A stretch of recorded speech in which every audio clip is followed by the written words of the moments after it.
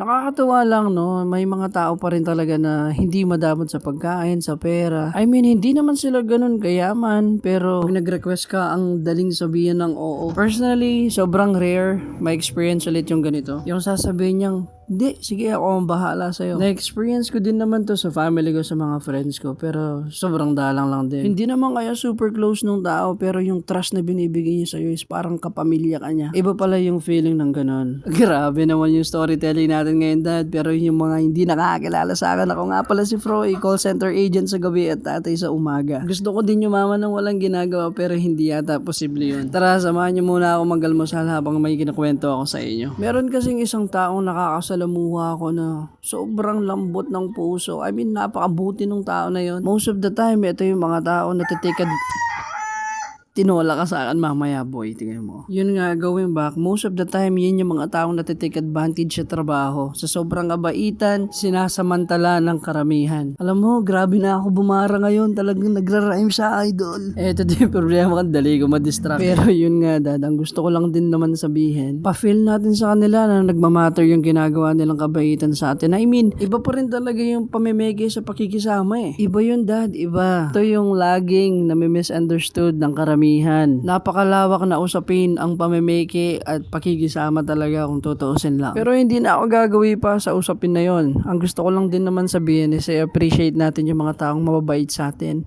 At most especially, wag natin sunugin yung connection natin sa kanila. To be honest, dapat daily vlogs to eh. Pero bigla kasing pumasok sa isip ko yung tao na yon. Tapos gusto ko lang siyang i-appreciate using this platform. Magpapasalamat ko na lang din sa kanya pero hindi niya alam na siya pala yon. At isa pa pala, Dad, wag naman tayo puro receive ng receive. Magbigay din naman tayo kahit pa paano. Pero wag kayong papatrap dun sa the more you give, the more you receive. Totoo naman nangyayari yon. Pero not in a way na mag-expect ka na agad-agad meron ganito na pera din yung kapalit. Hindi. Ay, magbibigay ako kasi alam ko mas marami pa yung darating sa akin. Mali yung thinking na yun, Dad. Pero para sa akin lang, parang ang selfish lang ng dating. Kaya ang ending, masasaktan ka kapag wala kang na-receive.